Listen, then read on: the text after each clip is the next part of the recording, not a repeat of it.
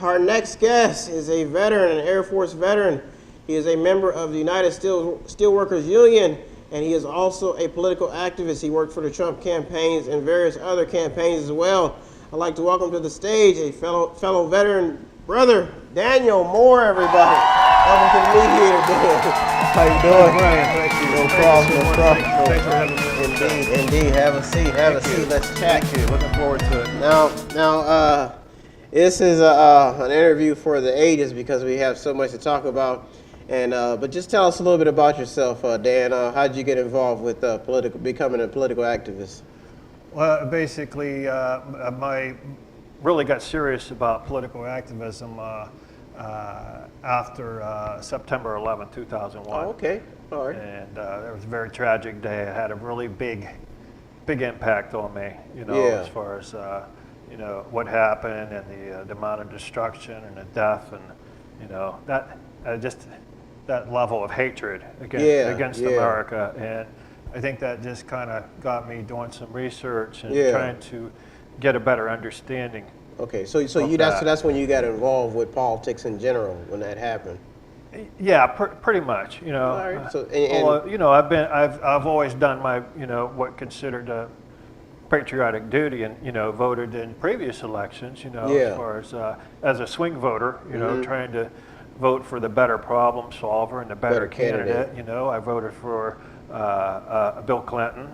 I remember voting for him. I remember voting for President Barack Obama in 2008 and 2012. Voted for George Bush. So. And you voted for Trump and everything? Well, yes, I did. Tell us. That was after. Yeah, I did vote for President Trump after voting for former President Obama. So tell us a little bit of your thoughts. Now, you're a proud advocate of United States of America. You served. So, yes, I was honorably discharged in 1979. I served as a anti-intrusion alarm specialist for the Minuteman missile system up at Malmstrom, Great Falls, Montana. Yeah. So now tell us, what do we think Americans are looking for in a political candidate? Well, just a president in general. Well, I think Donald Trump message really connected with a lot maybe So you think that's what? Not only with, I think he ignited a sense of patriotism that maybe wasn't there, that kind of died down, especially if I remember after September 11, 2001, there was a pretty high level of patriotism and Americans coming together, no matter what your political party or your income status or profession. That we came together because on that day our nation was under attack. So there was a high level of solidarity, and so I think that was in a state of decline since then. And Donald Trump seemed to ignite that level of patriotism. Yeah, as far as putting America first and acknowledging that that our country is in trouble. Yeah. So you jumped on the Trump bandwagon. Now, why do you think? Do you think people are hard on Trump, or do you think he deserves just some type of a pardon from the public? They seem to be. You think they're kind of hard on him? Yeah, I do. I think they're really hard on President Trump. He's only been in office 6 months, and and if you go back and listen to some of the things that he said during the campaign, as far as our middle class being decimated by decades of poorly negotiated trade agreements and massive transfer of wealth out of the country, trillions of dollars. So that's not going to be fixed in 6 months, or probably not even in 4 years. So basically, you think Trump has a grasp of what is actually at stake here? I absolutely believe he's the better candidate. And of course, one of my primary reasons for getting behind the Trump campaign, walking into Randy Law's office, they're in Trumbull County. Yeah, you've been on the go. I've seen you. You've been on. it was because of jobs Yeah. in the economy and a lack of opportunity and many parts of the country, and it just happened to be that a lot of those areas that are depressed and under financial distress are in a lot of your key battleground states. Yeah. So Northeast Ohio being one of those areas. So you're working with people who actually have an idea of what's at stake and what's going on. Well, absolutely. Mm-hmm. As far as President Northeast Ohio has lost a lot of high-paying manufacturing jobs, due to NAFTA. And even that's starting to be, recognized, and some Democrats being more vocal about that this area has been hurt. Now, do you think there is an attack on the middle class? Do you believe in the conspiracies against the middle class? I'm not so much, I'm aware of conspiracy theories, but I don't spend a lot of my time focused on that. I like to be focused on solutions. Well, you look at how can we repair this, and how can America continue to be strong in the 21st century if we do not have a strong middle class? Well, they say that Trump has they call him the godfather of conspiracies in his network, which is, I'm sure you know, Alex Jones. And Alex Jones brings a lot of conflicts to light. And some people actually believe that there is a design plan to desecrate the middle class and just have a rich and poor system. Do you have any knowledge on? I mean, do you feel that's true? I've heard some of those kinds of things. I mean, even Alex Jones was at some of President Trump's rallies I'm pretty sure he during the was. campaign. He had his reporters there. Yeah. But I think if we try to stay focused on solutions and try to have a higher degree of respect for our Constitution, and as well as our Bill of Rights, and just kind of to remember that our middle class is important. Jobs are important for individuals, for communities, and because America's population is aging. Well, So we're going to have a lot of baby boomers coming out of the labor force by 2030, like upwards of 100 million. I believe it. And that's a lot of people who need to be taken care of. Well, and they're going to be coming on to Social Security, which already in 2017 doesn't have enough workers paying into it. Well, I mean, they say that Americans have lost their work ethic, and that's now tell us. That's what I wanted to talk to you about too. In comparison to your day, they say the work ethic is kind of diminishing. That's true. I'm 57 years old, and I've seen a very disturbing decline in America's work ethic, especially amongst our high school people coming out of high school and our college students as well. Well, they said there seems to be a decay in education, work ethic, and a lot of other things. I had a woman on the show earlier. She talked about even in theater and some of the entertainment gigs, there's just a lack of backstage hands in some areas. So that boom that ignited people to want to go out and get jobs. How do you think how do you think this decay started? Do you think it should be blamed? What party? I mean, somebody had to cause it. Do you think it's too much government? I think probably there's a lot of blame to go around. It could be too much government, too much being influenced by college professors who are telling these kids the wrong thing. And I certainly may have some problems with U.S. foreign policy, but I do not hate my country. Okay, I do not hate America. And I would like to see a future for all of us that's more peaceful, more prosperous, and more opportunities for our children and grandchildren. But I just think over the decades, like I said, we've lost a lot of jobs. But in addition to that work ethic, which is important, you don't know the value of a dollar anymore. You see a lot of children not respecting authority figures, not respecting mom and dad. basically, I think, a breakdown in the There's been a breakdown. a breakdown in a traditional family. Now some people believe that there's purpose behind all this. Some people believe that there's actually some, especially activists, dictators, and people who gamble against, they bet against crumbling of societies. Now there are people who actually feel that who betted this was going to come. What do you feel about that? Are you betting against or do you think this is going to turn around? I sincerely hope that we can turn things around, and I want to say we the people. Yeah. Okay? Because President Trump is just one man. Yeah. You know? And so I think it's going to require a very high level of solidarity and mutual cooperation and setting aside the political labels. And going back to basics and going back to old school economics.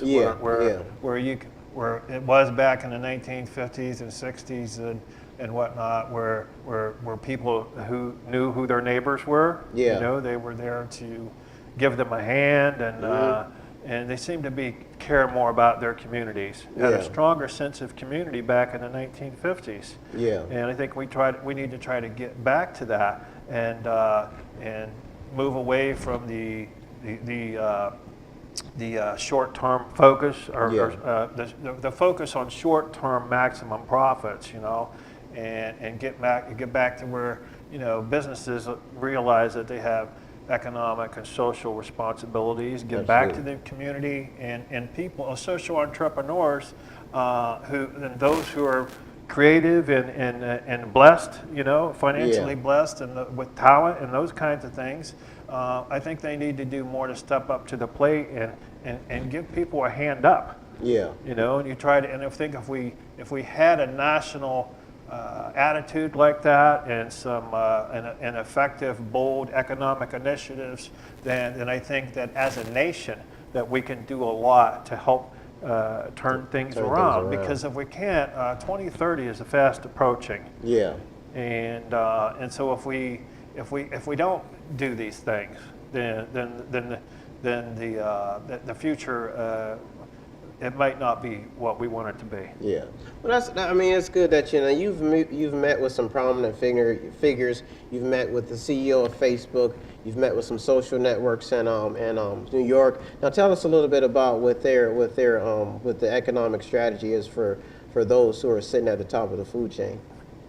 Well, that April 28th meeting with billionaire Mark Zuckerberg, you know, philanthropist. It was an unexpected dinner visit and a 2-hour conversation, and we talked about a lot of things problems facing the country, and he seemed to be genuine and seemed to be very concerned, you know, like we all are, you know, we should be, you know, and we talked about how we're going to continue to lose high-paying manufacturing jobs due to automation and robotics and modernization. And we did talk about the baby boomers and whatnot. And then, of course, Mark's now solution to something that the government might not be able to solve on its own, okay? Because we're talking about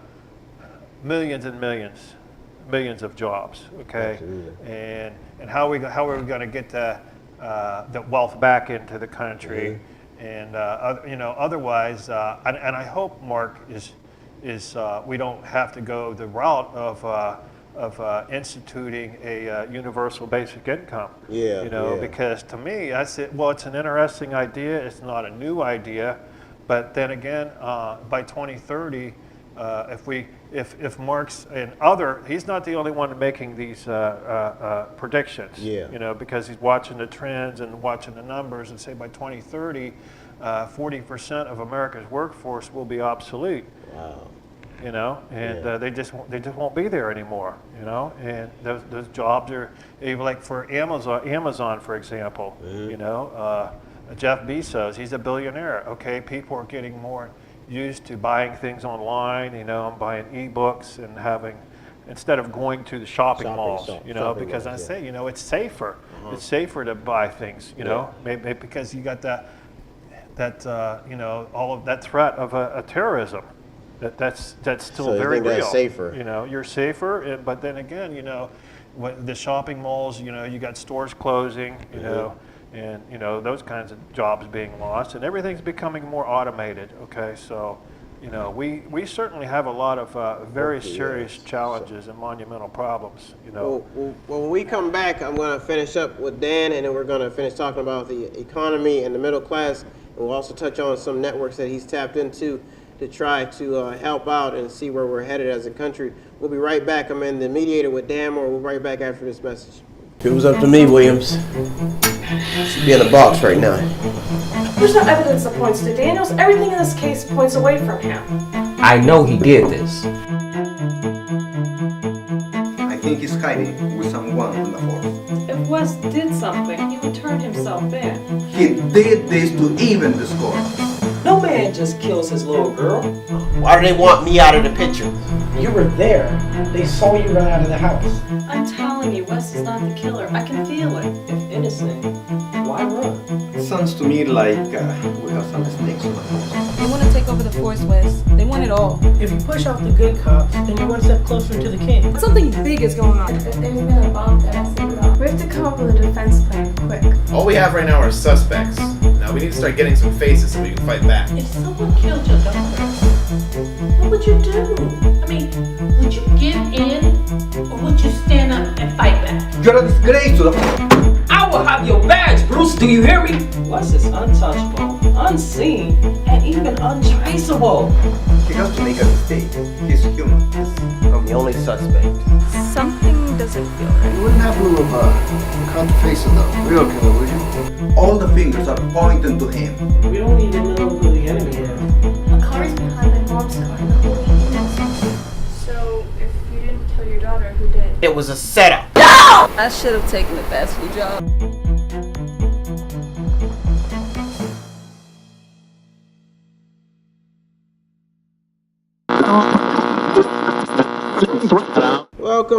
Welcome back. You're in the media with Brian West.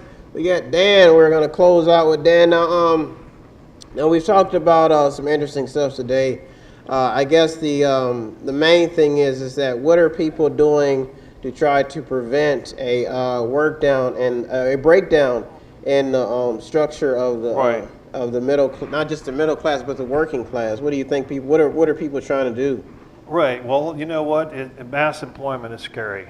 Okay, and so I, as a result of my meeting with Mark Zuckerberg, I had the privilege of also connecting with Professor Mike Kaslan from New York. He is the founder of a nonprofit organization called the Global Center for Social Entrepreneurship Network. Yeah. He came out to Newton Falls and flew me out to Massachusetts, where I witnessed a very inspiring economic initiative that's already underway. Very successful people from young entrepreneurs, very intelligent, very creative, and risk takers in not only from the United States, from other parts of the world too. Yeah. You know, who attended this high intensity social entrepreneur boot camp. Yeah. And it's just they learned so much. The mentoring there, the coaching is there, access to seed money and prototype development, and everything to give these kids a hand up. Yeah. And it's a very successful initiative being done in Massachusetts at Wheaton College, and so I was just so impressed. And after talking with Mr. Kaslan, he did offer me a position on their strategic advisory board, and I'm very honored to be serving in that capacity and trying to help give GCEN a footprint here in Northeast Ohio, because I think it's these kinds of grassroots economic initiatives that we're going to need. Okay, and we need them now. We can't afford to. I'm like. The problems are so big, you know, and 2030 fast approaching that we cannot afford or even think that Donald Trump can fix all of this by himself. So we need to do all kind of step up and do our part too. So you think the problem is basic just networking and economics and just getting people to be active? I am a very big advocate for networking and collaboration, but also doing, taking proactive steps within the community, within our cities to increase upward mobility. Yeah. And there's a lot of barriers that can be removed, okay?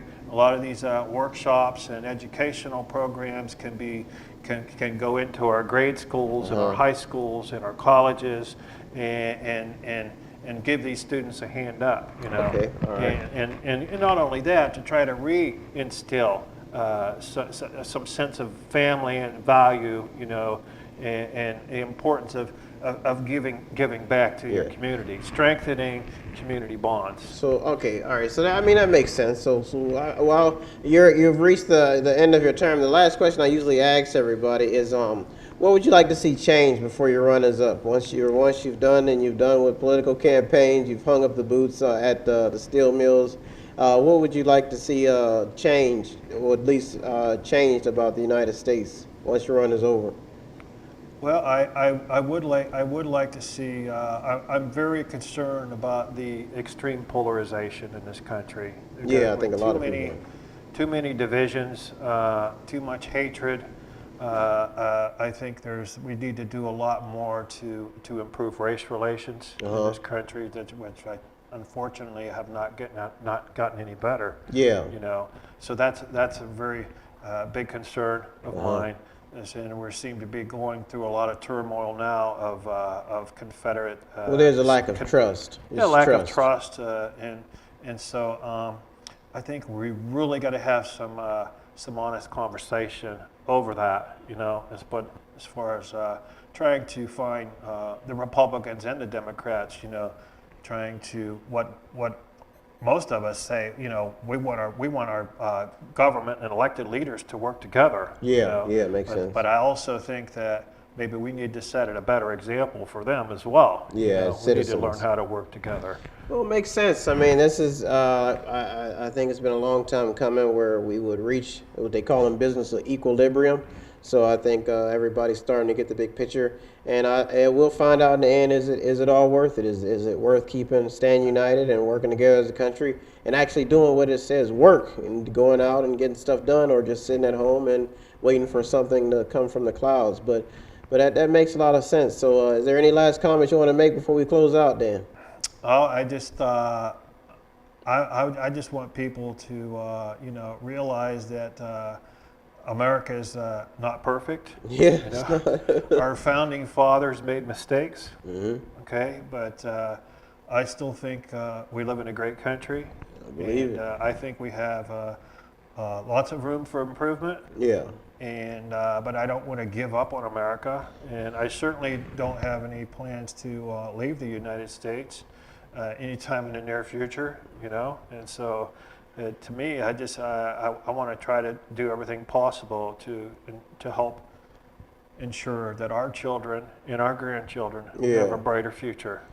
Well, they say, I think there's an old saying that a man is I read it somewhere, I hope I get it right, but it says that a man who is not devoted to his country is basically alone. So obviously, if we don't appreciate what we got, and if we don't understand it, then we'll be separated and it'll fall apart. Well, you're right. It's like we've all heard the saying, united we stand, divided we fall. Yeah.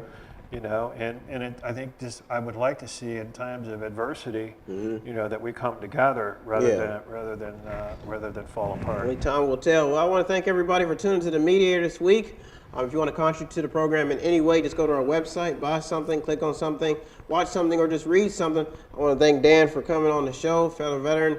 And next time, maybe you'll come on and talk a little bit about veterans and what the plans for them. There's a lot of veterans suffering. If people do not know, when things go downhill, a lot of veterans have to suffer because they either have to go to war, even people on active duty. So please don't forget about the people out there serving. And we may sometimes forget and have too much at home. But please don't forget to support the veterans. And even if you don't understand patriotism, there's a lot of people on the battlefield fighting to keep the shores safe. So I want to thank you so much, Dan, for coming on the show. And please don't forget to subscribe to our YouTube channel. Have a good week, everybody. Thanks for tuning to The Mediator with Brian West. Thank you, Brian. All personnel report to the nearest tornado shelter. This is not a drill. If you need help, then dial your operator. Have no fear, fellow citizens. The Mediator is